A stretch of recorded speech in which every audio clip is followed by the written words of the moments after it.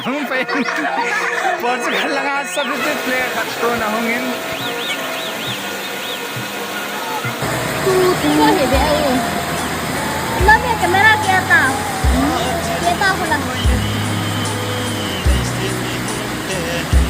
Lami kamera. लेकिन Griezmann Argentina ते फ्रांस ते है अन्नल बेसे कसे से हिन तू हिन kanang pa yun. Portugal lang nga substitute player katto na hungin. Tuin Portugal te aban nating ho ready sa hitan. Apengin tu